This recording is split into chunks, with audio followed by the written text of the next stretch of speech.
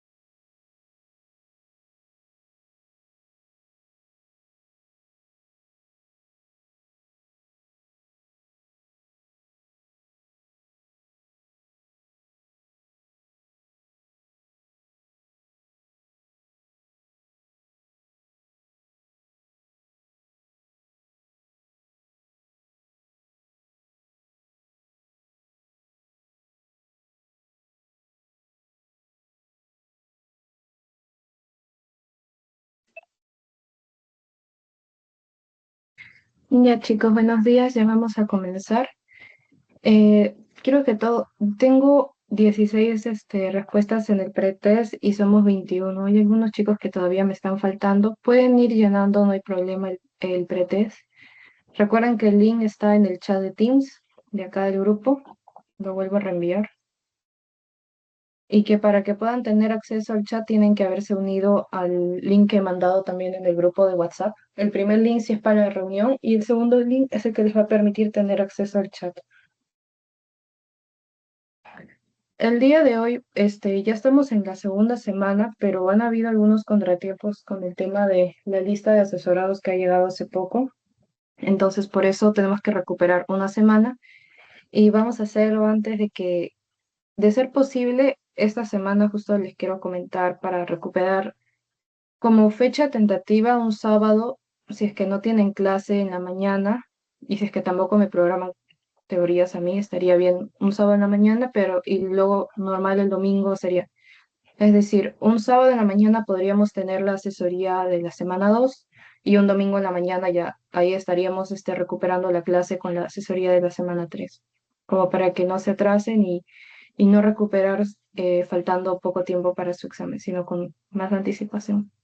¿Les parece bien, chicos, o tienen clase los sábados en la mañana? Ah, está bien. Perfecto. Entonces, hasta el momento entonces quedaríamos como sábado en la mañana para recuperar y las demás fechas. Sí, Alejandra, Perdón, no la apreté por pensaste la error. Disculpe. Ah, Máximo. Sí, yo solamente tengo clases de 7 a 8 de la mañana, en los Ah, ya, sábados. perfecto. Pensaba ponerlo para la misma hora, así como a esta hora a las 11:30 por ahí, así que Ok, no, estaría sí, bien. Ah, ya, perfecto. Entonces,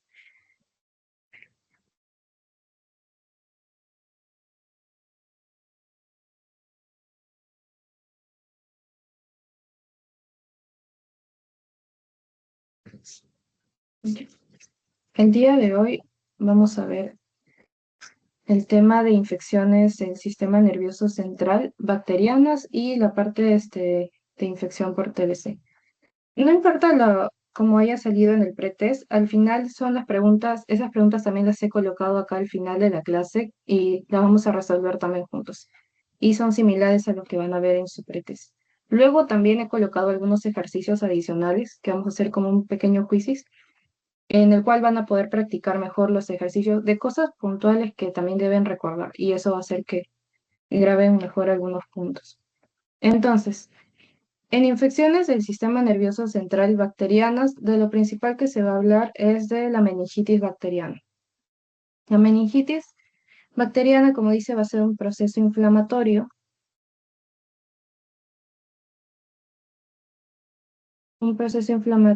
que afecta a las leptomeninges, ¿no?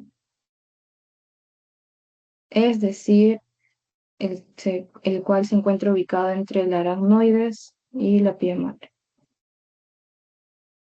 No va a afectar el parénquima cerebral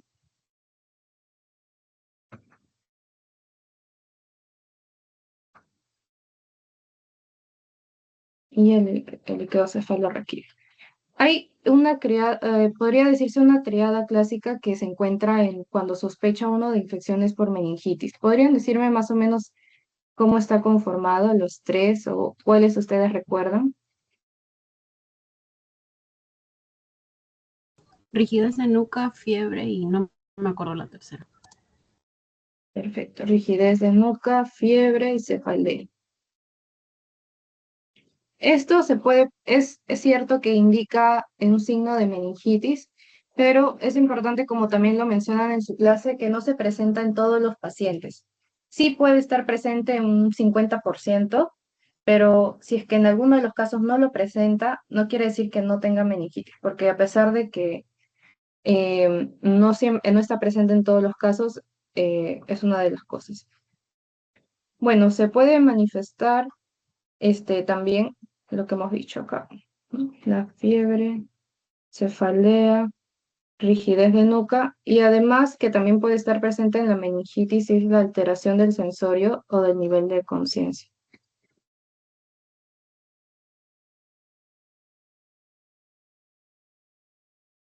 Y que bueno, esta triada no se va a presentar en todo, no se presenta en todos los pacientes. En todos los pacientes. Según su compromiso, tenemos que si es que abarca el encéfalo, tenemos a una meningoencefalitis. Si abarca encéfalo y médula, vamos a tener una meningoencéfalo y le agregamos la parte de médula, ¿no? Mielitis. Y si ya tenemos encéfalo, médula y raíces nerviosas, lo mismo, la parte meningo, mielo, y ahí por la parte de raíces nerviosas, radiculitis. Es una terminología. En cuanto a su epidemiología, tiene una tasa de mortalidad de aproximadamente el 25%. Mortalidad. De un 25 hasta un 35%. Y puede causar una morbilidad hasta un 60%. Pero bueno, esto es importante acá. Etiología. Porque la etiología puede variar dependiendo de las edades. Y eso es algo que también lo han preguntado, ¿no? Entonces, bueno, más acá vamos a poner etiología y factor predisponente, pero estas van a ser como etiologías y un porcentaje. ¿Cuál es lo más frecuente? Lo más frecuente que les puedan preguntar es por neumococo, ¿no? Por Streptococcus pneumoniae, un 47%. Otra etiología frecuente que pueda causar meningitis bacteriana sería por Neisseria meningitidis. Neisseria meningitidis, pero esto ya baja un 25%. Otro que puede causar es un estreptococo del grupo B, un estreptococo, un Streptococcus galactiae. También puede causar meningitis. Pero no es lo mismo que, por decir, acá lo vamos a mencionar, a ver, adelantando. En un recién nacido menos de un mes, es más frecuente que se dé una infección por un Streptococcus galactiae por parte de la madre que le puede transmitir a su hijo al momento del canal de parto. Eso puede generar meningitis. Es más frecuente en ese grupo etario, pero no es lo mismo que una meningitis en una persona mayor de 50 años. Ahí ya no estaríamos pensando tanto en una secundaria o un estreptococo galactiae. Ahí es más frecuente por estreptococo pneumoniae. Entonces, por eso es importante ver. Bueno, otros que causan también la listeria monocitogenes, puede estar también en inmunodeprimidos. No es tan frecuente que cause la parte de compromiso en el sistema nervioso central, pero sí puede causar. Esto baja en porcentaje y incluso hasta Haemophilus influenza. Pero los más frecuentes a recordar serían estos tres: neumococo, Streptococcus pneumoniae, Neisseria meningitidis y Streptococcus galactiae. Entonces, ahora vamos a ver su etiología según el factor predisponente. Como les decía, en menores de un mes, esto también es importante, en menores de un mes, sobre todo Streptococcus galactiae. Puede haber también infección por E. coli, por Listeria monocitogenes, pero lo principal, si hay un nombre que tienen que recordar a la cabeza, sería Streptococcus galactiae. De 1 a 23 meses pasaría primero a ser el Streptococcus pneumoniae. Luego le puede seguir la Neisseria meningitidis, después el estreptococo, pero entre estos dos, primero, de 1 a 23 meses, recuerden estreptococo y Neisseria meningitidis, los principales. De 2 a 50 años, que es parecido al primero, Neisseria meningitidis. Recuerden, menos de un mes, estreptococo galactiae, que esto es parecido, pero es más probable de repente por esto. 2 a 50 años, Neisseria meningitidis. Acá también es importante porque cambia. De 2 a 50 años, podría decirse que lo primero que se podría pensar es Neisseria meningitidis, seguido del Streptococcus pneumoniae. Pero a partir de más de 50 años, podría decirse que esto se invierte, ¿no? De lo que acá Streptococcus pneumoniae se piensa como una segunda opción, en mayores de 50 años, Streptococcus pneumoniae se piensa como primera opción. Y por ello que bueno, el estreptococo neumonía lo más frecuente que pueda causar es, como dice, la neumonía, por eso se vacuna a partir de esa edad contra el neumococo. Pero también otro compromiso que puede causar es a nivel de causar meningitis. Entonces, a partir de 50 años, recuerden, a la cabeza se le tocó con neumonía. Después ya le puede seguir Neisseria meningitis o Listeria, pero la cabeza está acá. Otro punto sería si hay fractura de base de cráneo. Si hay fractura de base de cráneo, ahí también puede estar presente el Streptococcus pneumoniae, el Haemophilus, este es otro. En pacientes por traumatismos. Traumatismos, esto de acá también. Acá, Staphylococcus aureus, ¿no? Hay una infección por esto, entonces Staphylococcus aureus. Principalmente esto. Bueno, post cirugía pueden haber bacilos aerobios granulativos, puede estar presente la pseudomonas. Pero, ¿saben? Los principales que me gustaría que recuerden, como les digo de nuevo, en menos de un mes, importante, de 2 a 50 años Neisseria meningitis, más de 50 años Streptococcus pneumoniae, y bueno, si es por algún traumatismo, Staphylococcus aureus.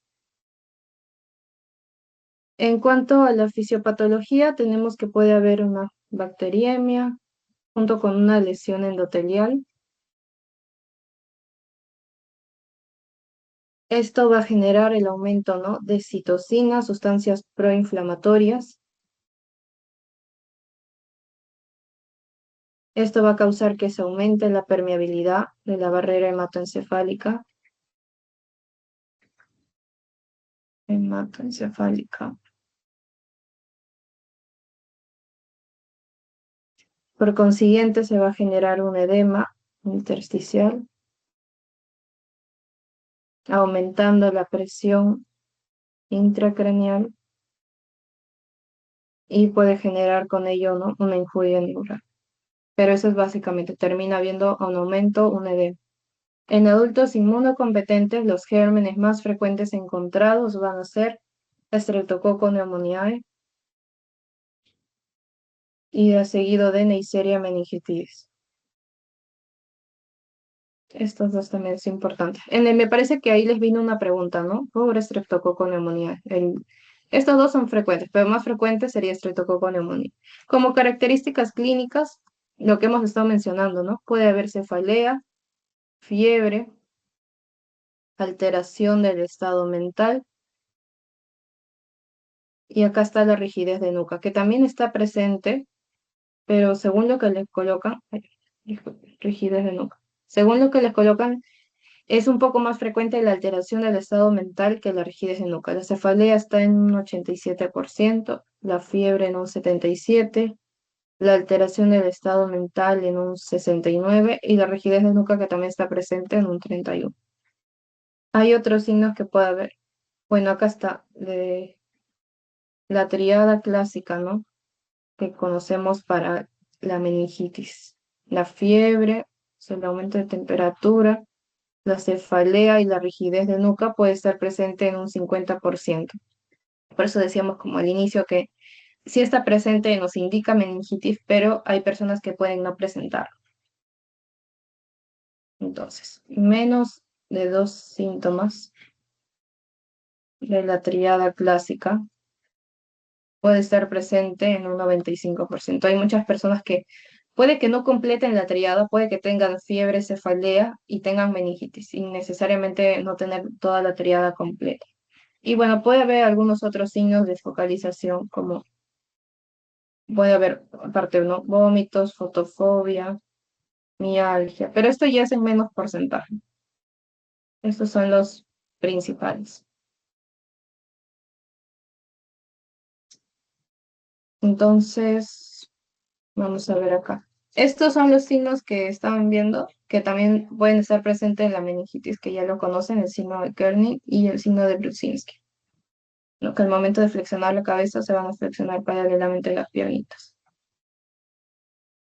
Entonces, un 50% puede presentar la rigidez de nuca, un 53% puede presentar el signo de Kernig, y un 66% puede presentar el signo de Brudzinski para el diagnóstico de meningitis bacteriana. Pueden estar presentes, pero como vemos hay una mitad de porcentaje que puede que no los presenten. Para el diagnóstico es importante la historia clínica y esto de acá, chicos, esto también es importante. Esto le va a permitir, en base a los resultados que salga de líquidos de la punción lumbar y la obtención de líquido cefalorraquídeo, le va a permitir ver si es algo normal, si lo que sospechan es de etiología bacteriana, si lo que sospechan es de etiología viral o si lo que sospechan es de tuberculosis, que es lo principal que se busca acá. Entonces, esto sí, atención. Entonces, para el diagnóstico pedimos historia clínica, se pide exámenes también de laboratorio y podría decirse, ¿no? El gold estándar para acá el diagnóstico de meningitis sería la punción lumbar para la obtención del LCR. Exámenes de imágenes, se puede pedir una resonancia magnética cerebral con contraste. También se puede pedir, ¿no? Una tomografía cerebral. Y bueno, en caso de que se sospeche de tuberculosis, ahí también le pueden agregar una radiografía de tórax. La tinción Gram puede ser positiva de un 60 a 90% porque dijimos que, por ejemplo, una de las causas de meningitis bacteriana es la Neisseria meningitidis y este es un diplococo gram negativo, o sea, se puede ver con la tinción Gram, ¿no? Pero el que se considera el gol estándar es el cultivo de LCR para el diagnóstico. Ahora esto. Tenemos los aspectos, ¿no? Si tenemos que es un aspecto, vamos a ver primero lo que es normal y luego vamos a ir a ver lo que está alterado. Un aspecto transparente es normal. Normal sería que una presión esté entre 9 y 18 centímetros. Los leucocitos que sean poquitos, ¿no? De 0 a 5. La glucosa en rangos normales, de 50 a 75. Y las proteínas de 15 a 40. Más que recordar los valores, más o menos vamos a ver porque hay algunas, como lo que vamos a ver en la meningitis bacteriana, que la glucosa va a estar disminuida y las proteínas van a estar elevadas. Eso es un criterio. Y algo que pueden ver, por ejemplo, en la meningitis viral, que los va a permitir diferenciar de la bacteriana y de la tuberculosis, es que posiblemente les digan que el aspecto también es claro o que es transparente. A diferencia de la bacteriana, que va a ser turbio, y a la diferencia del tuberculosis, que si o no les ponen turbio, les pueden poner término santocromo. Esa es otra forma. La presión en la meningitis viral va a ser parecido a algo normal, porque no se va a encontrar mucha alteración a diferencia de las otras dos. La presión en la viral también puede estar normal, de 9 a 18. Los leucocitos pueden estar aumentados, pero menos de 300 a predominio linfocitario. Mientras que en la meningitis bacteriana acá vamos a poner a predominio de polimorfonucleares. La glucosa puede estar acá normal, no hay, o sea, como vemos, ligeramente elevado, pero prácticamente normal, no se haga mucho problema con esto, glucosa normal. Y proteínas, podría decirse que un poco elevadas, pero no al rango que vamos a ver que se eleva la bacteriana o la de tuberculosis. Entonces, ahora sí, en bacteriana tenemos el aspecto turbio. La presión acá va a estar ya más aumentado. Dijimos que va a haber un edema, un aumento de la presión. Acá los leucocitos van a estar bien aumentados. Eso es lo que van a diferenciar, ¿no? De 100 hasta 1000 pueden haber a predominio de polimorfonucleares. Ustedes lean esta palabra y les orienta a una etiología bacteriana. Glucosa disminuida, ¿no? La bacteria va a estar consumiendo la glucosa para sobrevivir. Entonces, la glucosa lo disminuye. Y las proteínas elevadas. Proteínas pueden estar de 100 a 1000. Esto es una cosa puntual que quiero que recuerden. Así como les digo que recuerden lo de la edad con el tipo de agente, porque lo preguntaba el doctor también. Así es, siempre hincapié en esto. ¿Qué tipo de agente tienen? Y no, y por edad. Menos de un mes, ya saben ustedes, de 2 a 50 años ya saben, y mayores de 50 también, más o menos sospechan cuál es lo más frecuente.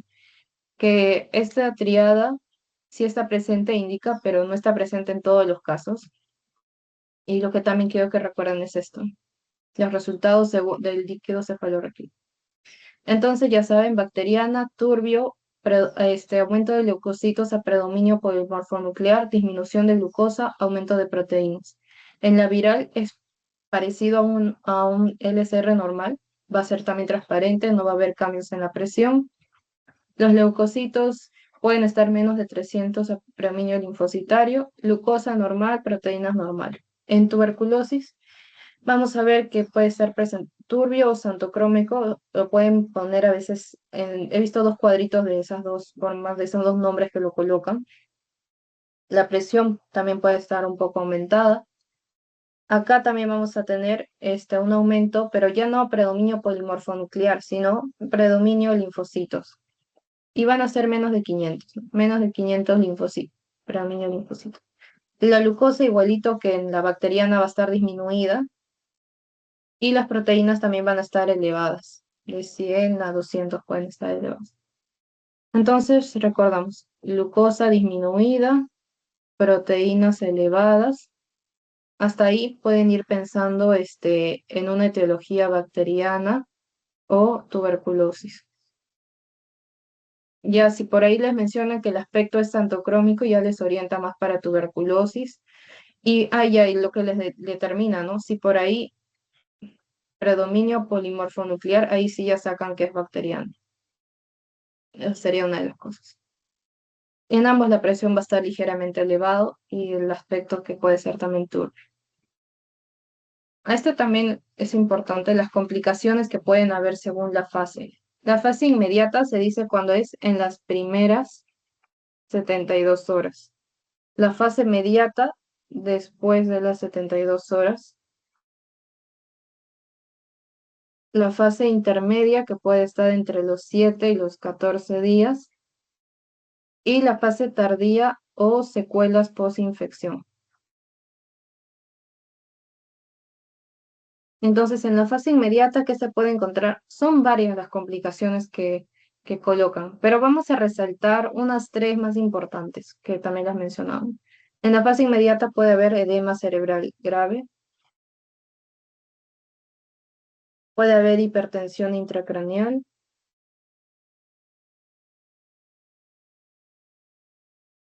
De estas, al menos acuérdense como unas dos o tres, y que a partir de qué hora es cada fase.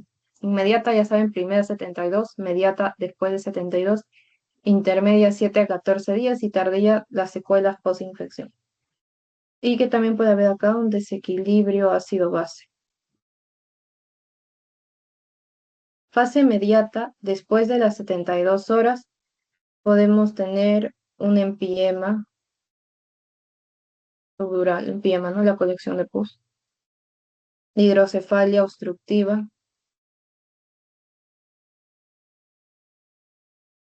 Es que todo, por si les preguntan, no sé, que el paciente ya presenta, podría decirse, empiema, hidrocefalia obstructiva, ¿en qué fase se encuentra? Entonces recordamos que eso está en la fase inmediata, o sea, debe ser aproximadamente después de unas 72 horas, más que todo por eso.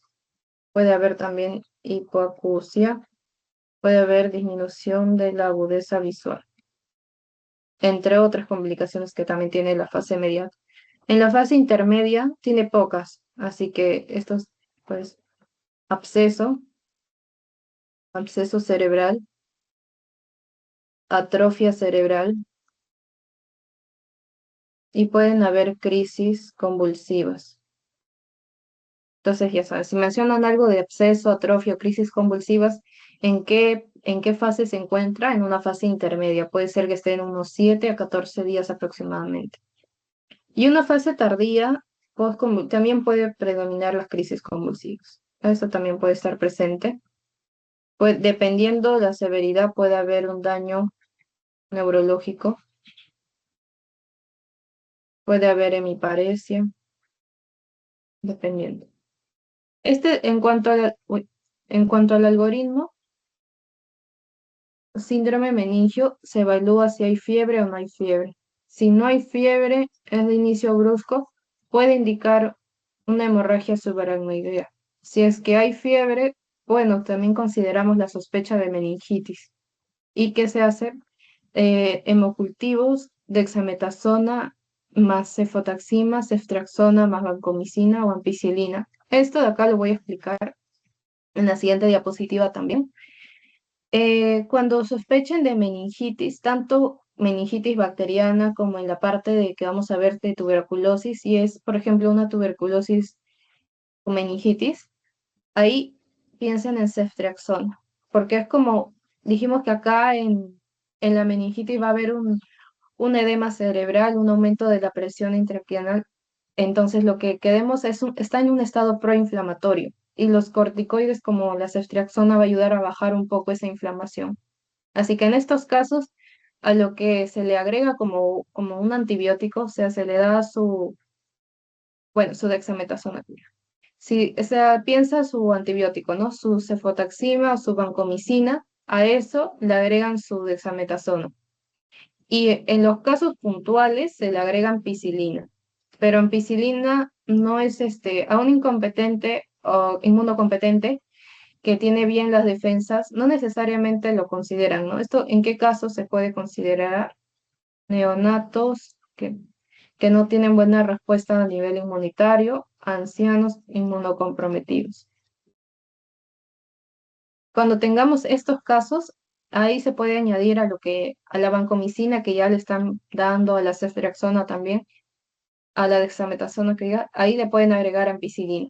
Pero si es una persona inmunocompetente, una persona 30, 40 años que no tiene otra enfermedad que le baje las defensas, no está muy complicado, entonces ahí le dan solamente lo demás, su vancomicina con su dex. Entonces vemos sin signos de hemorragia intracerebral, bueno, función lumbar y un tratamiento específico. Inmunosupresión, dependiendo si hace una tomografía, si se vea normal, mantener un tratamiento empírico.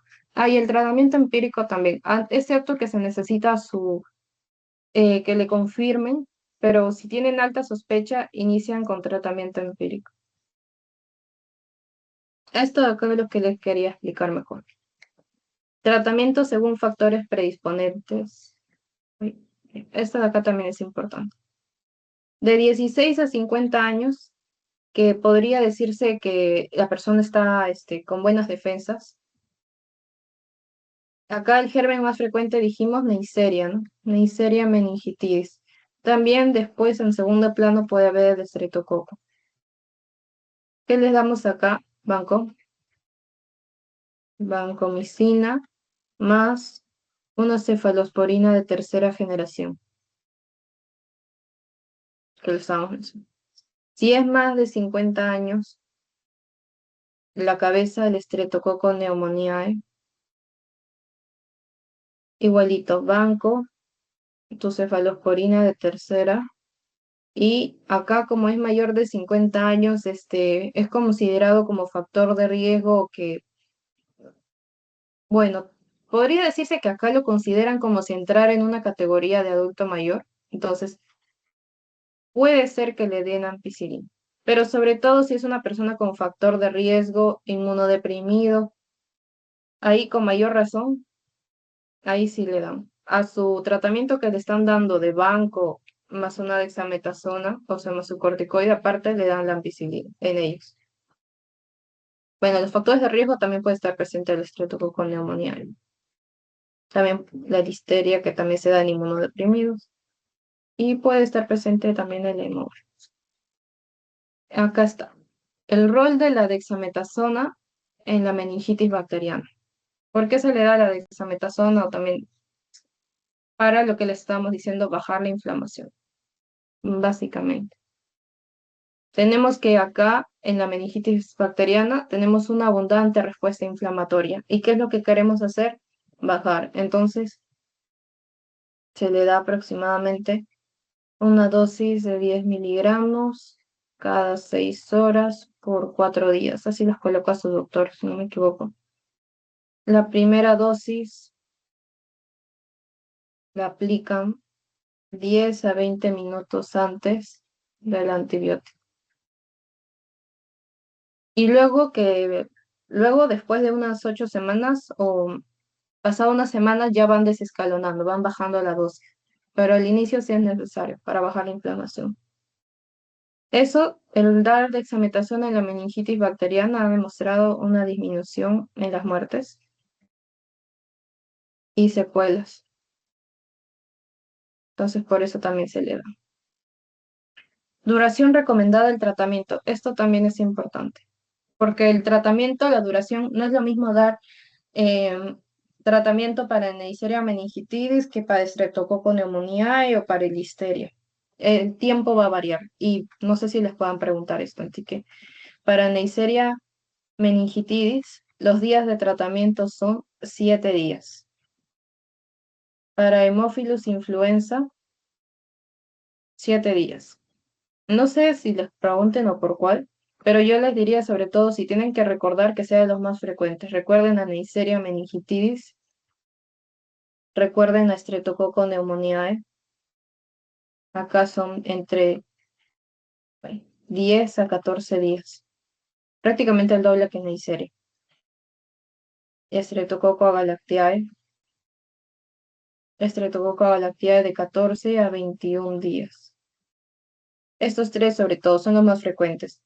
También pueden haber en caso de los bacilos aerobios gram negativos,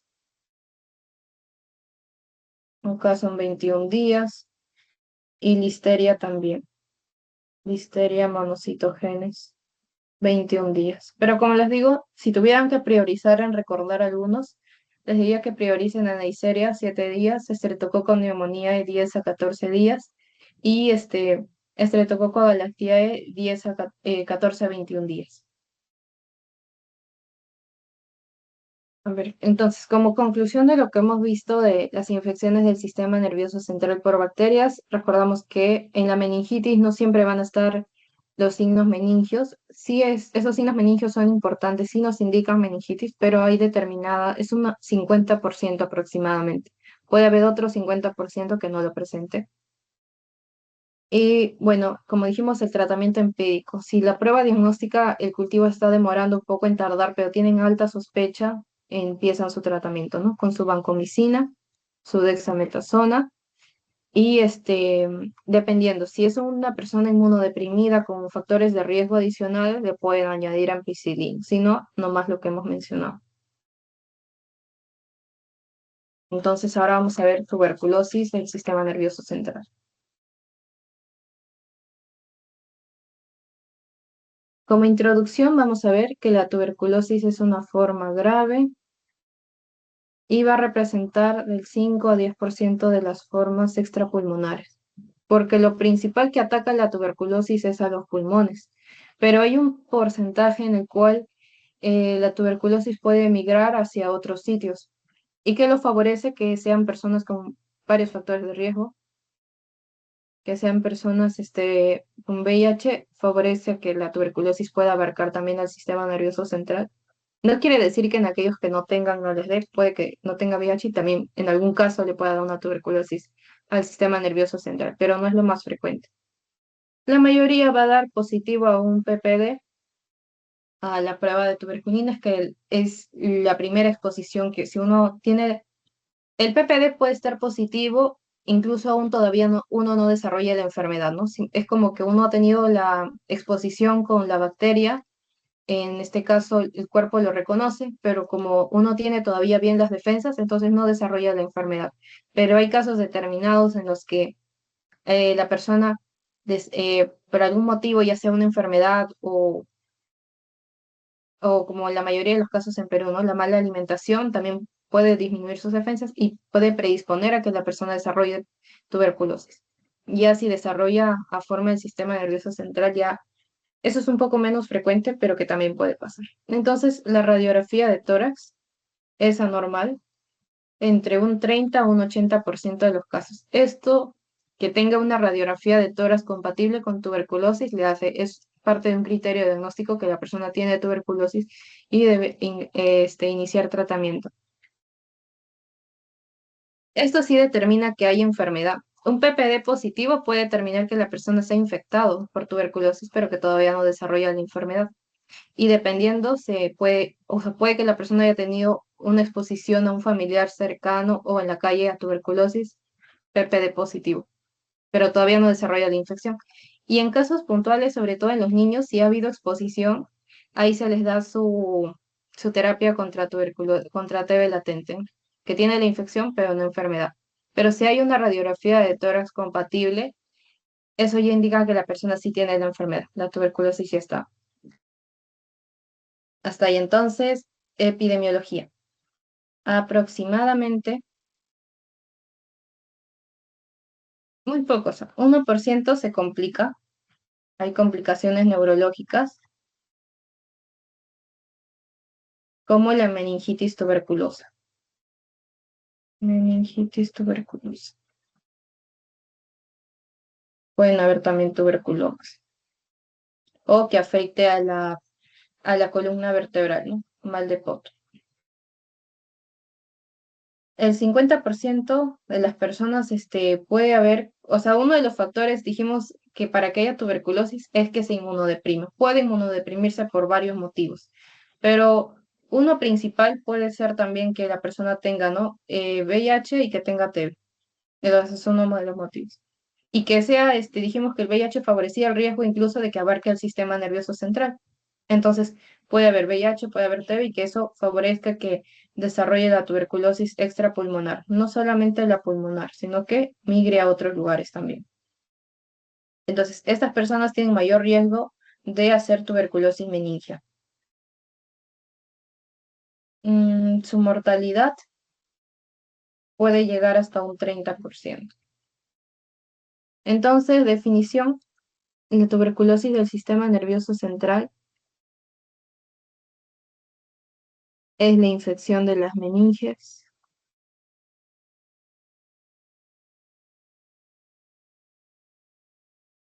causado por el Mycobacterium tuberculosis,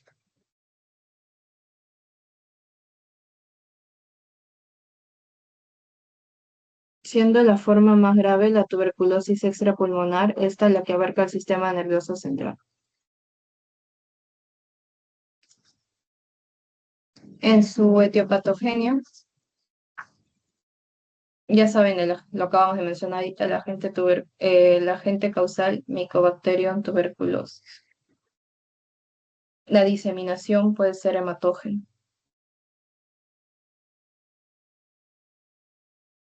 Se van a liberar los bacilos y el material del espacio subaracnoideo ventricular formando exudados.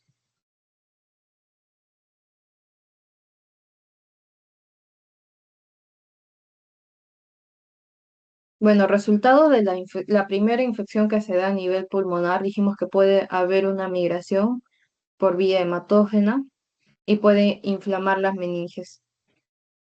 Puede producir en la aparición de edema,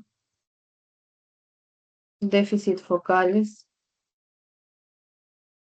pueden haber en algunos casos parálisis de nervios craneales o puede haber hidrocefalia. Factores de riesgo. A ver, chicos, ustedes menciónenme para ver que también están acá presentes.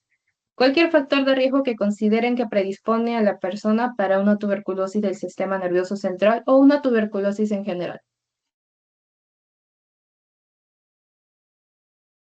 Chicos, ¿siguen ahí? Hipoalimentación. Ah, muy bien. Alimentación, no que la persona se encuentre desnutrida. ¿Qué más tenemos, no?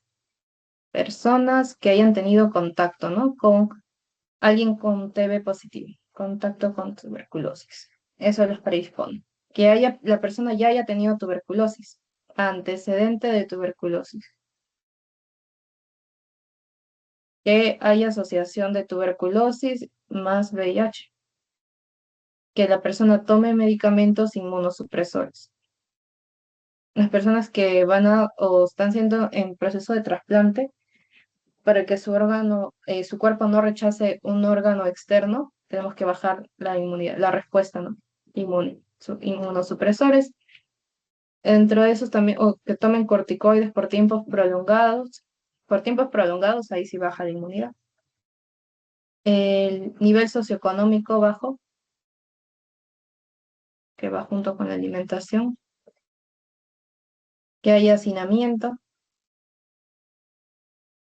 son factores de riesgo que pueden predisponer. El cuadro clínico, bueno, el cuadro clínico de la tuberculosis como tal, ustedes ya saben, para empezar, la tos que puede ser más de 2 semanas, lo vuelven un sintomático respiratorio, que puede haber disnea, puede haber fiebre, predominio nocturno, la pérdida de peso, pero cuando se presenta a nivel de tuberculosis del sistema nervioso central, ahí ya pueden haber otros síntomas que a nivel esto, puede haber ahí cefalea, puede haber náuseas y vómitos, y que esto es más frecuente sobre todo en niños, ¿sí?, que en adultos. Bueno, esto no forma parte del cuadro clínico, es más del historial, pero que haya historia de tuberculosis. En algunos casos puede haber convulsiones, puede haber fiebre, puede haber los signos meningios, cuando ya la meningitis, hay una meningitis tuberculosa, principalmente es. Epidemiología o el diagnóstico, historia familiar de tuberculosis. Bueno, esto es de acá. Diagnóstico epidemiológico, historia familiar de tuberculosis. La epidemiología ya saben ustedes en quién es más frecuente. Personas con factores de riesgo.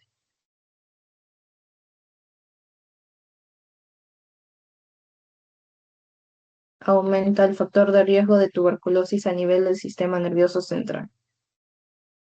Diagnóstico clínico, los síntomas y signos compatibles con meningitis tuberculosa. Laboratorial, tenemos que demostrar que hay tuberculosis a nivel del sistema nervioso central y que hay tuberculosis en general. Entonces, no, la punción lumbar. Dijimos que ahí también íbamos a ver el líquido cefalorraquídeo, cómo diferenciamos que era tuberculosis.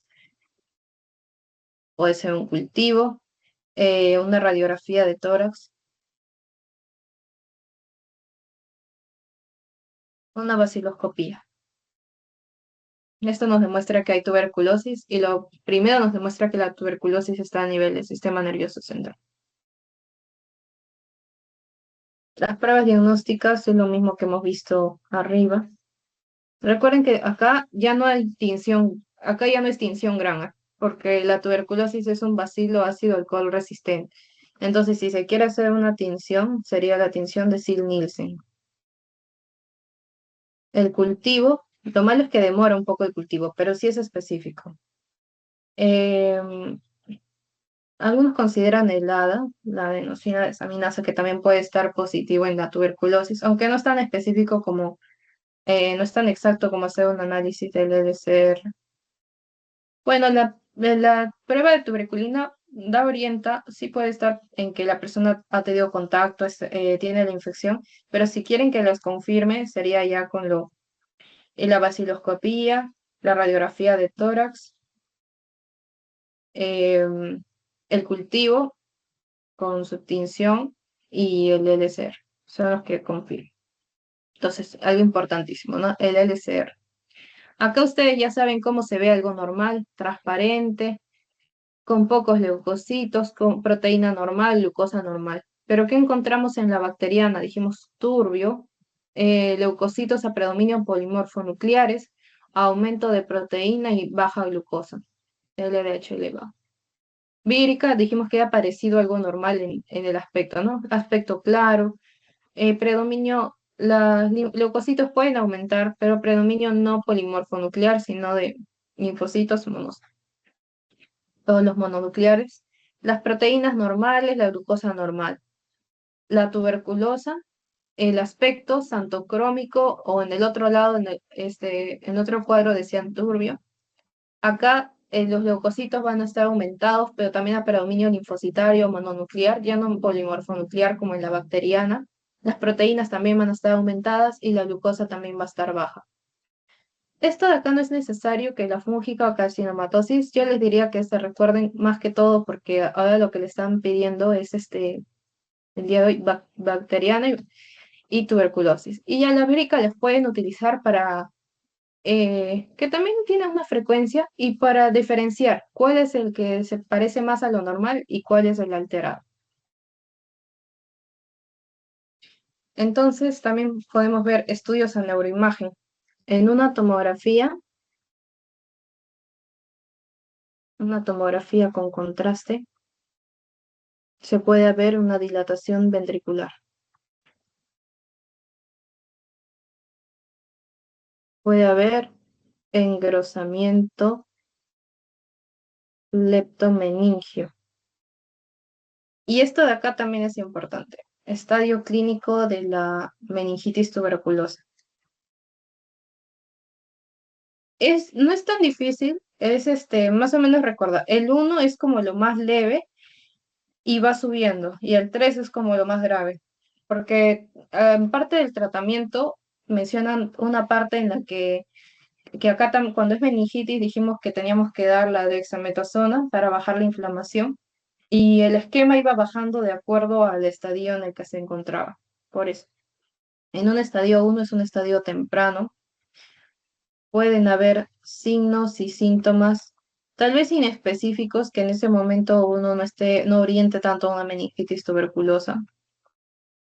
No hay alteración de la conciencia,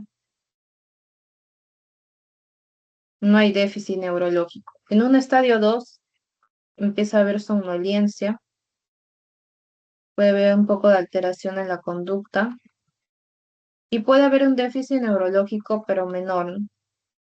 Acá en un estadio 3 hay movimientos anormales, puede haber convulsiones y un déficit neurológico severo, puede haber parálisis. Entonces, el compromiso del sistema nervioso central puede darse por meningitis tuberculosa, que es lo que estamos viendo, lo más frecuente. Bueno, dentro de estos 3 puntos que vamos a mencionar, sí es lo más frecuente. El granuloma cerebral tuberculoso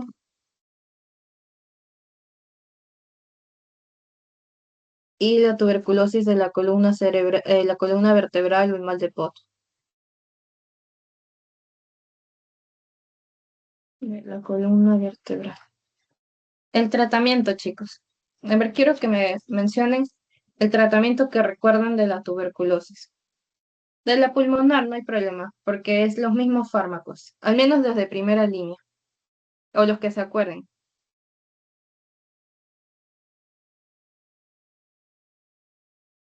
A ver, chicos, algunos. O llamo por nombre. Que de acá no, cuando estoy compartiendo pantalla no me permite ver sus nombres, chicos, así que no veo todavía quién me está hablando. Creo que podrían ser piracinamida, etambutol, rifampicina y había uno más que no me acuerdo. Perfecto. Y Etambutol, sonicida. rifampicin. Muy bien. Qué bueno, chicos, me alegro que estén participando. Isoniazida, rifampicina, piracinamida y etambutol. Así van. El tratamiento, ustedes recuerdan que más o menos que en la tuberculosis pulmonar, un esquema sensible, es decir, que la paciente no es resistente a ningún fármaco, funciona bien, se puede dar estos 4 esquemas. Se les dan 2 meses de los 4, de la isoniazida, de la rifampicina, de la piracinamida y del etambutol, y los otros 4 meses ya solamente de la isoniazida con la rifampicina. Este es un esquema de tuberculosis pulmonar sensible. Pero cuando la paciente, cuando esta tuberculosis ya está a nivel del sistema nervioso central u osteoarticular, ahí cambia un poco.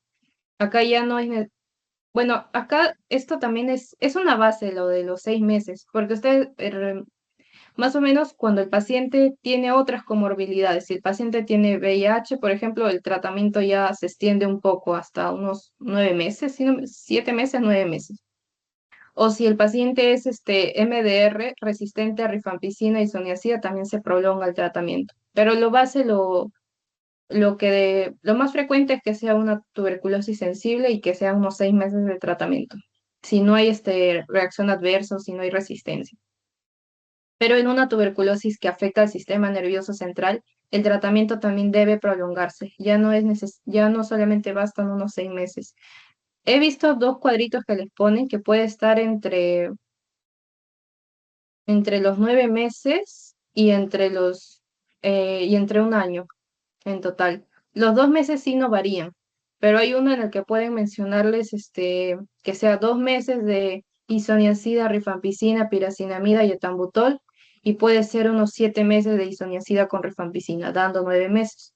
O que les den 2 meses de isoniazida, rifampicina, piracinamida y etambutol, y 10 meses de isoniazida con rifampicina, dando un año. Es más frecuente el crolo de un año, pero de cualquier manera lo que el doctor les diga, si dice que es 9, porque su plazo puede ser entre 9 meses a un año en caso de tuberculosis del sistema nervioso central. Pero recuerdan esas dos. Y que tenemos dos fases, ¿no? Bueno, es lo que acabo de mencionar. La primera fase, o también como fase intensiva que se dan estos cuatro de aquí. Y la segunda fase o consolidativa, que se da la isoniazida con la rifampicina y esperando que no haya reacción adversa, porque ya cuando es MDR, ahí sí cambia. Pero no hay problema porque el doctor solamente nos está diciendo, al menos hasta ahora, este esquema de los isoniazida, rifampicina, piracinamida y tambutol y la segunda fase de isoniazida con rifampicina. No estamos viendo esquemas de resistencia. Entonces, el empleo de corticoides que ya hemos mencionado acá, se recomienda el uso de dexametasona. Si fuera una tuberculosis pulmonar, no, acá no, la dexametasona no está indicada. Pero como es una tuberculosis meningia que afecta a las meninges, ahí sí mencionan la dexametasona. A dosis, acá mencionan de 0,3 miligramos kilo de peso al día. Por 3 semanas, varía un poco, ¿no? De la meningitis, cuando la dosis que le daban en la meningitis bacteriana. Acá en la meningitis tuberculosa, dexametasona 0,3 miligramos kilo peso al día, por 3 semanas en la etapa 1 y 2 de tuberculosis, y ya después dijimos que se va bajando, ¿no? Para la etapa 3, bueno, en realidad acá varía un poco. Para la etapa 3 le suben la dosis, pero el equivalente kilo al día, por 3 semanas. Terminan estas 6 semanas en total y ahí se va bajando.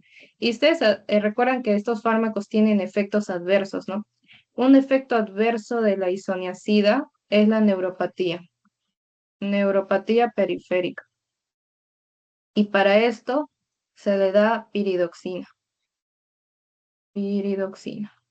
o la vitamina B6.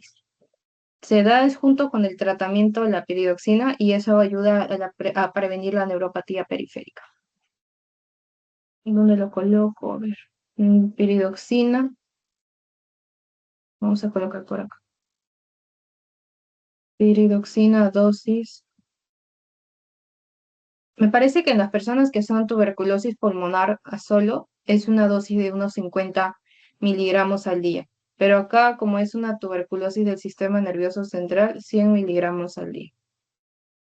Se suplementa con piridoxina. El efecto adverso del etambutol que pueda causar neuropatía óptica. El efecto adverso de la piracinamida que pueda causar falla hepática. Y de la rifampicina también puede causar hepatopatía o puede causar nefropatías. Pero no es bueno, no pasa en todos los pacientes, ¿no? Son unos efectos adversos documentados, pero que no siempre ocurren. Y para la prevención de la neuropatía periférica, que eso sí les han colocado en su clase, peridoxina. Entonces, indicaciones para el inicio del tratamiento, que haya cuadro clínico compatible. Porque igualito, si tenemos el cuadro clínico compatible, pero todavía demora en salir los resultados, se inicia con tratamiento. Cuadro clínico y que también, bueno, tengamos un LCR compatible. Que haya una demostración bacteriológica del BK, un PPD en niños, En adultos la mayoría va a salir de repente positivo porque acá el Perú es un país endémico de tuberculosis y uno a veces está expuesto, pero no desarrolla una infección. Pero en los niños es más frecuente que sí puedan desarrollar, entonces por eso en niños lo colocan más. Que se encuentre activo, evidencia que hayan focos activos de TB extrameningio. Que haya tuberculosis en otros órganos también favorece que pueda haber una tuberculosis meningia. Que haya habido una exposición reciente a tuberculosis. Y que hayan estudios neuroimagen compatibles, como los que hemos visto. Si se encuentra la tomografía de tórax que muestre tuberculosis, si en la TC con contraste hay dilatación ventricular o engrosamiento en las leptomeninges. Ya. Esto es un poco de lo que hemos mencionado. El esquema de tuberculosis con compromiso del sistema nervioso central o articular. La primera fase, 2 meses, isoniazida, rifampicina, piracinamida y etambutol. Y la segunda fase, que algunos lo consideran entre 7 a 10 meses, con isoniazida, rifampicina. Esto de acá es lo mismo que acabamos de ver hace un ratito, el empleo de corticoides, ya saben, la dexametasona, para meningitis tuberculosa.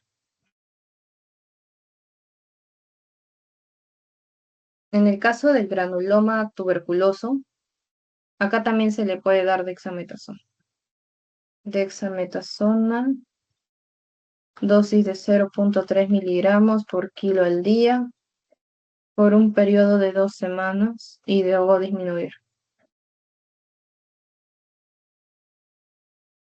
O disminuir, o como se le denomina, un retiro progresivo. Poco a poco se va bajando dosis hasta dejar.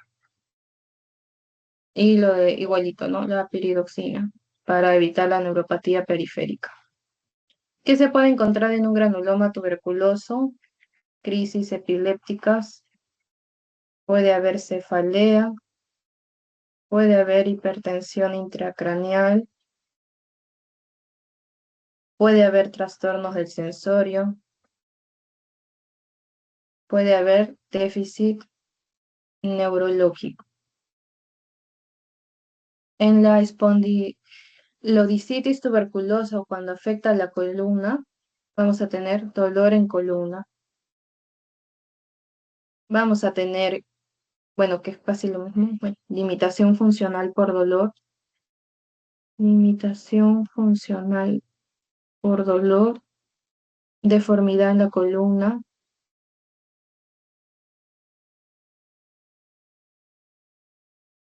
Puede haber paresia o paraplegia, alteración en la sensibilidad. Eso principalmente. Y alteraciones esfinterianas. Pero eso es lo principal. Y ahora vamos a venir con las preguntas. Quiero que recuerden lo principal, lo que les acabo de comentar. A ver, ahora sí, participación. Es el germen más frecuente asociado a la meningitis bacteriana. ¿Cuál dijimos que era el más frecuente? Estreptococo pneumoniae. Perfecto, Streptococcus pneumoniae en general. ¿Cuál es el esquema antibiótico empírico recomendado para un adulto inmunocompetente con sospecha de meningitis bacteriana? Ceftriaxona y y vancomicina. Perfecto, qué bueno. Dijimos vancomicina y acá. Y como es un adulto incompetente, no necesita que le agreguemos nada más. Las demás alternativas no van, ¿verdad? Micacina no, rifampicina no tiene nada que ver con la parte bacteriana, va más todo para la parte de tuberculosis y que tampoco se da clindamicina. Gentamicina no se da, metronidazol tampoco. Perfecto. Banco y cef. ¿Cuál es el agente etiológico más frecuente en mayores de 50 años? Neumococo. Listeria. Neumonía. Streptococcus pneumoniae. Perfecto. En mayores de 50 años es esto. ¿Cuál es el agente etiológico más frecuente de meningitis bacteriana en recién nacidos menores de un mes? Estreptococo Streptococcus galactea. galactea. Perfecto, muy bien, qué bueno que quedó claro. Esto de acá, Streptococcus agalactiae en menores de un mes. Vemos la diferencia. Ya se saben que si les preguntan mayores de 50 es el Streptococcus pneumoniae, y si es menos de 50, o sea, menores de 50 años, iría primero en Neisseria meningitis y segundo el Streptococcus pneumoniae. Pero a partir de 50 para más empieza a ir a la cabeza el Streptococcus pneumoniae. Paciente varón de 30 años, previamente sano, acude por fiebre, cefalea intensa, rigidez de nuca y alteración del estado de conciencia. Se confirma diagnóstico de meningitis bacteriana por hallazgos en LSR. ¿Cuál sería el esquema empírico más adecuado? Sustracción de vancomicina. Perfecto. Similar a lo que hemos visto. Nos dice que es una persona de 30 años, es alguien joven, no es alguien, no es un adulto mayor como para agregarle el otro fármaco. Creo que ahí colocó una pregunta, pues esa todavía no lo había visto. Y nos dice también, ¿no? Previamente sano, no dice inmunocompetencia. Paciente de 38 años con diagnóstico de meningitis tuberculosa, quien inicia tratamiento con rifampicina, isoniazida, piracinamida y etambutol. A las 4 semanas refiere sensación de hormigueo, ardor en ambas manos y pies, compatible con neuropatía periférica. ¿Qué suplemento vitamínico debe indicarse para tratar esta complicación? Piridoxina. No. Perfecto, vitamina B6 o piridoxina. Ya este es un poquito más larguito. Paciente varón de 52 años con antecedente de diabetes mellitus mal controlada y consumo crónico de corticoides por artritis reumatoide. Está inmunosuprimido. Acude por cefalea intensa de 4 semanas de evolución, fiebre intermitente, debilidad progresiva en miembros inferiores. Presenta somnolencia, confusión, síntomas meningios. En el EDSR tiene un aspecto santocrómico. ¿Dónde está? Santocrómico, proteínas elevadas, glucosa baja, o sea, los leucocitos están a predominio linfocitario y bacilo ácido resistente positivo. El cultivo de LCR dio positivo a las 6 semanas. Entonces nos dicen que se trata de una meningitis tuberculosa con afectación neurológica significativa. ¿Cuál sería su esquema de tratamiento terapéutico más adecuado? No sé. ¿La sé? Sí, muy bien. A ver, vamos a ver por qué no las demás. Rifampicina, isoniazida, piracinamida, etambutol por 2 meses, está bien. ¿Qué más dice? Seguido de rifampicina y isoniazida por 4 meses. Acá sería 4 meses si fuera solamente una tuberculosis pulmonar, pero si es una meningitis tuberculosa, o sea, es una tuberculosis que abarca el sistema nervioso central, acá ya no es 6 meses, 4 meses, debería ser más, entonces acá va mal. Rifampicina, isoniazida, piracinamida y etambutol por 6 meses, no, ¿verdad? Este es muy poquito. Este sería como el segundo esquema de la segunda fase, pero de una tuberculosis pulmonar. No, ni siquiera, porque la segunda fase de tuberculosis pulmonar, dijimos que eran 4 meses, pero solamente de isoniazida, rifampicina. Y estos 4 de acá es una primera fase, pero la primera fase dura 2 meses. Vamos a colocar. En una tuberculosis pulmonar, la primera fase isoniazida, rifampicina, piracinamida y etambutol por 2 meses y una segunda fase con isoniazida, rifampicina por 4 meses. Ese es un esquema de una tuberculosis pulmonar sensible que no es resistente a otros fármacos, a estos fármacos de primera línea. Pero en una tuberculosis que abarca sistema nervioso central, ahí ya. La primera fase sí está bien, pero en la segunda fase debe ser más tiempo, ¿no? Los 10 meses que estamos viendo acá.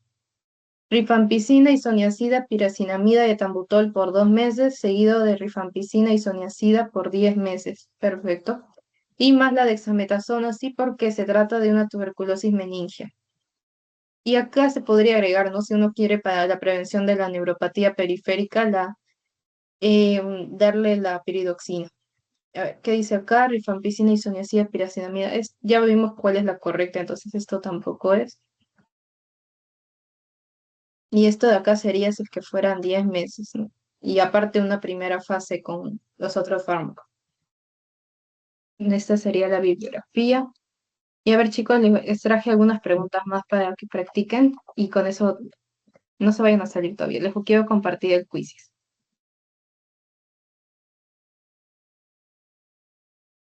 para que quede claro también. A ver.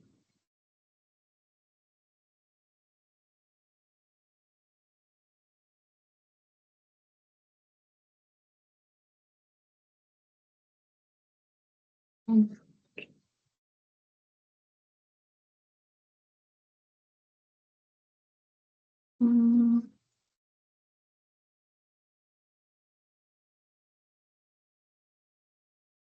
mm, un ratito, chicos.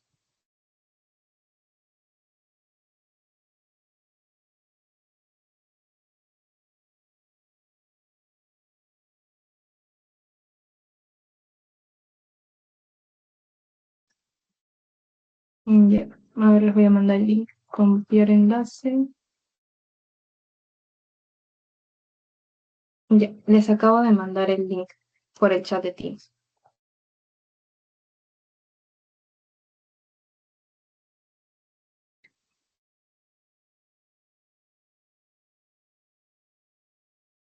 Mm,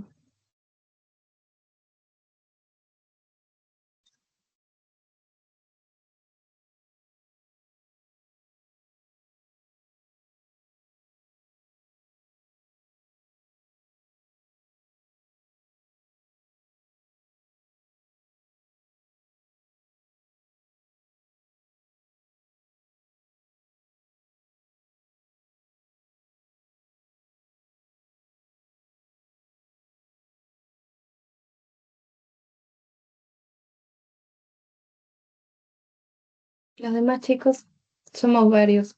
Sigan, les voy a dar unos 3 minutitos. Vayan entrando.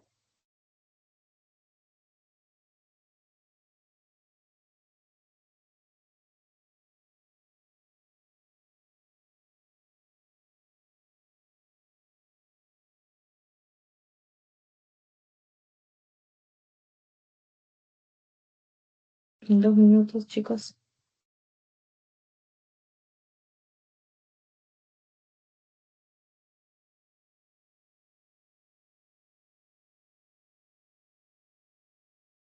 Recuerden que el link está en el chat de Teams.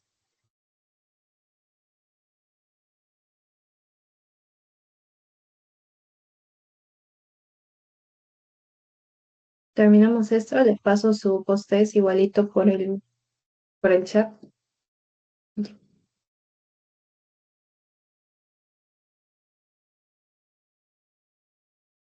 En 1 minuto empezamos.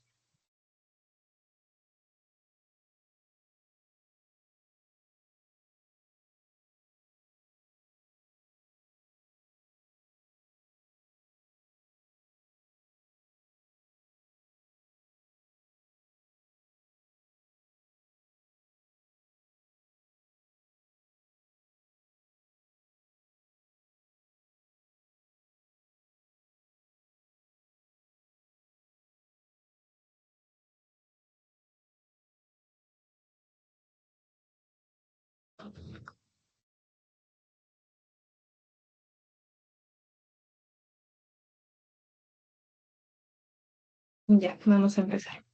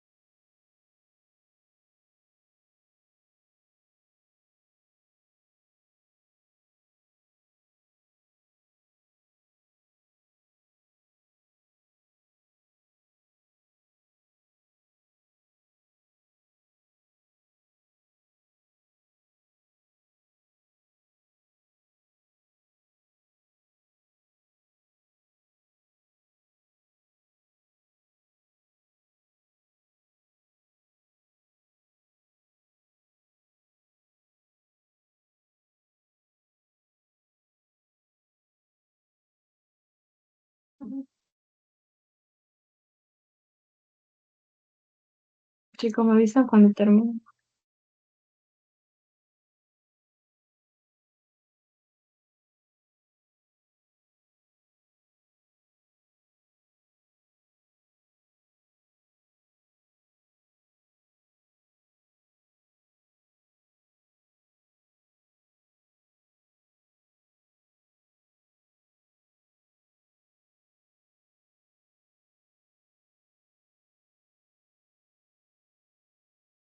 Parece que algunos todavía están resolviendo. Vamos a esperar unos minutos más. Y pasamos a la revisión de las respuestas.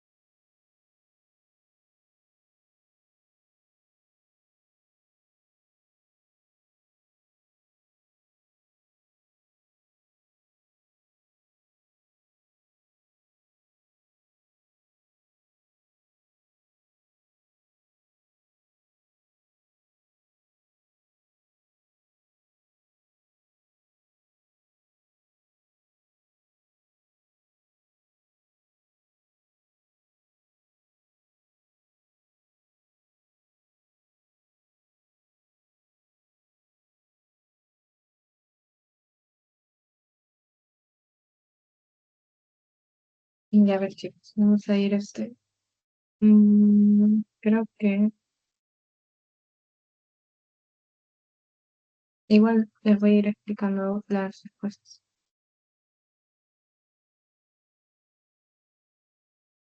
Felicitaciones, Waldo, Liliana y Paula.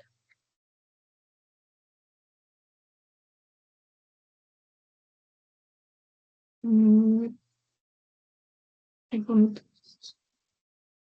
Ya, vamos a resolver. ¿Cuál de los siguientes signos es más característico de la meningitis bacteriana? Muy bien. Fiebre, cefalea y alteración del estado mental. Fiebre, cefalea, el rash no tiene nada que ver.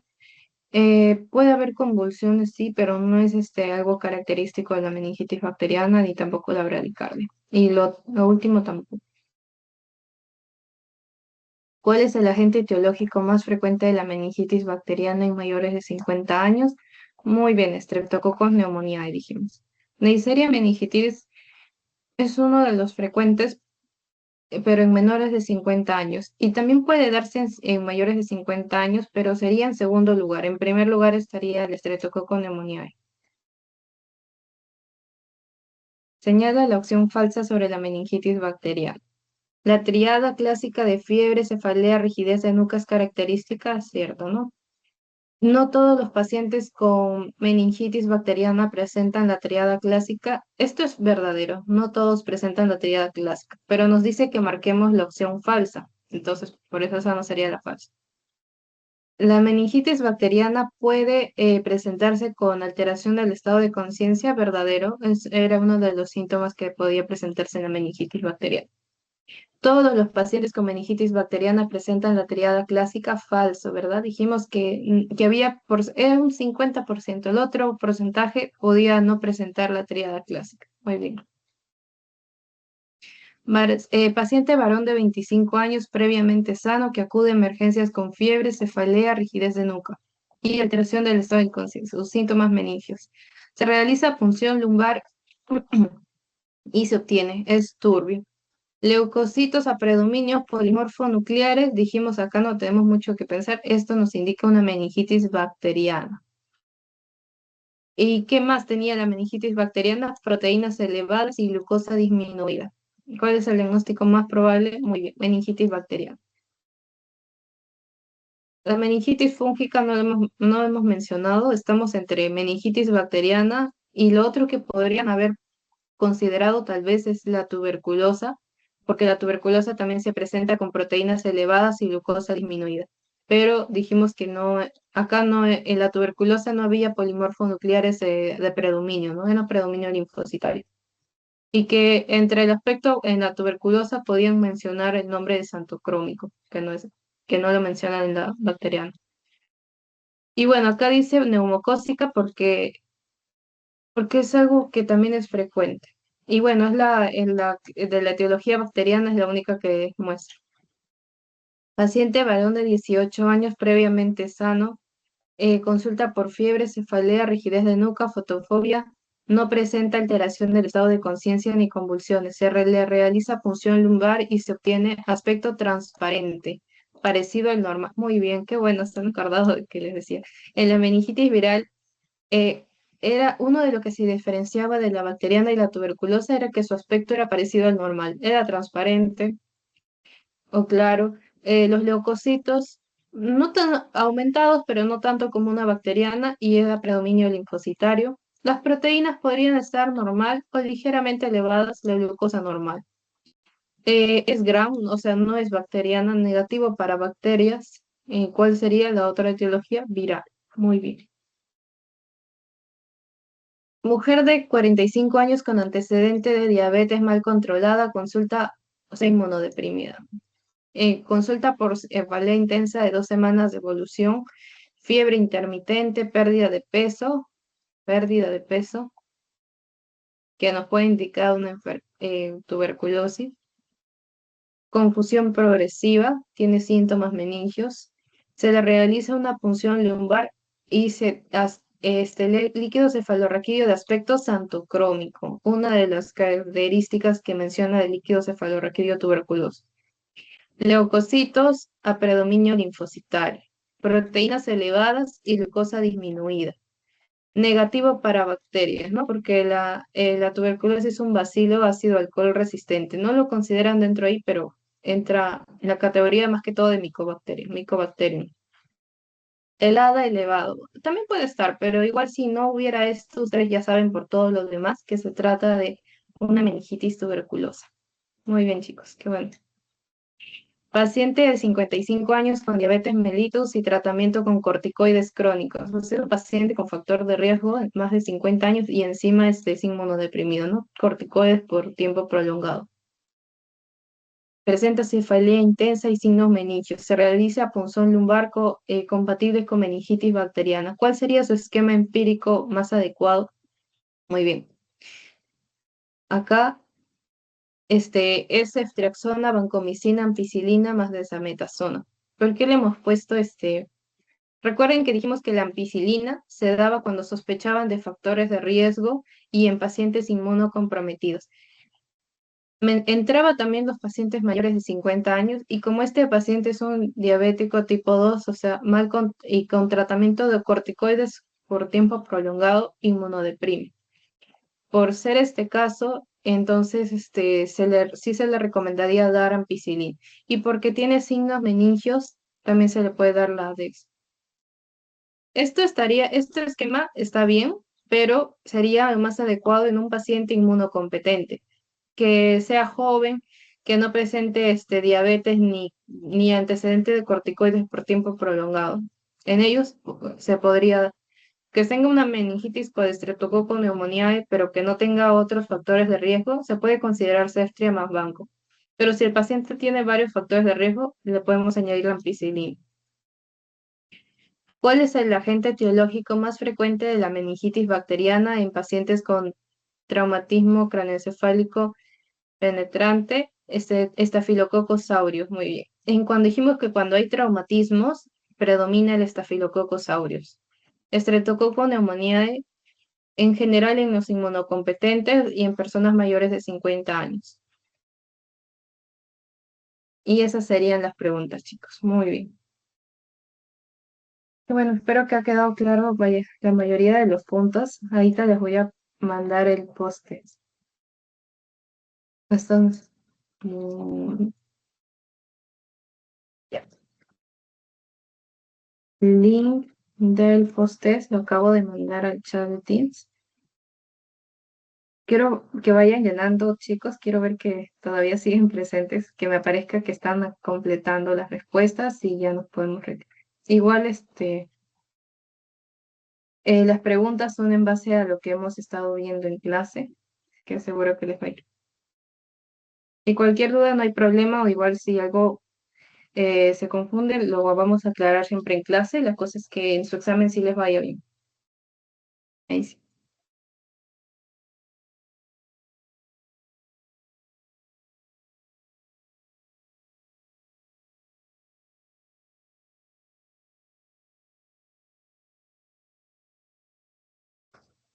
Vayan llenando, chicos. Ya les mandé sus postes.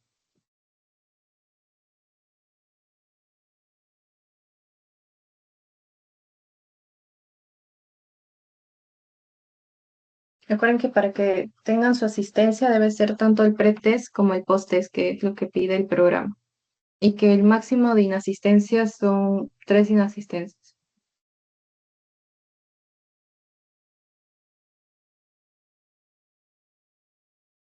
Muy bien, chicos, qué bueno, ya me están llegando algunas respuestas.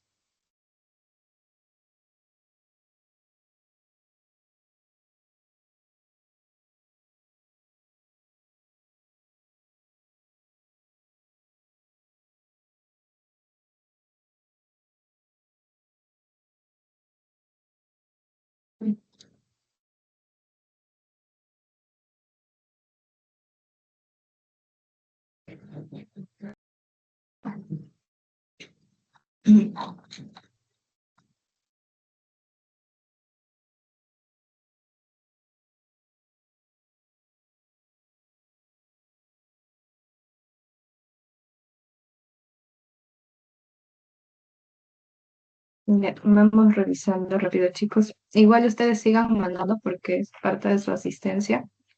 Vamos a ir recordando rápido. Entonces, el germen más frecuente asociado a meningitis bacteriana, muy bien, sería el Streptococcus pneumoniae, ¿no? Es el más frecuente. El esquema antibiótico empírico recomendado en adultos inmunocompetentes, en inmunocompetentes sí está bien la ceftriaxona más banco. Recuerden que si es inmunodeprimido con factores de riesgo se le puede añadir la ampicilina. Agente etiológico más frecuente de meningitis bacteriana en recién nacidos, Streptococcus agalactiae. Paciente varón de 30 años previamente sano, es similar a lo que hemos visto, ¿no? Como dice que es una persona joven, sana, se le puede dar ceftriaxona más bajo. Y el último, paciente varón de 52 años con antecedente de diabetes mal controlada y consumo de corticoides, ¿no? Un paciente inmunodeprimido con signos de meningitis y que en la punción lumbar nos comenta santo crómico, proteínas elevadas, glucosa baja, leucocitos a predominio linfocitario, bacilo ácido alcohol resistente positivo. Nos indica una meningitis por tuberculosis. El tratamiento de una meningitis por tuberculosis son una fase intensiva de 2 fármacos, isoniazida, rifampicina, piracinamida y etambutol, seguido de una fase consolidativa con isoniazida y rifampicina por 10 meses, dependiendo entre lo que algunos lo consideren entre 7 meses a 10 meses. La dexametasona se da porque hay compromiso meningio y si quieren evitar la neuropatía periférica se le puede añadir la piridoxina. Muy bien, chicos, entonces hasta ahí nos estaríamos quedando el día de hoy. Nuestra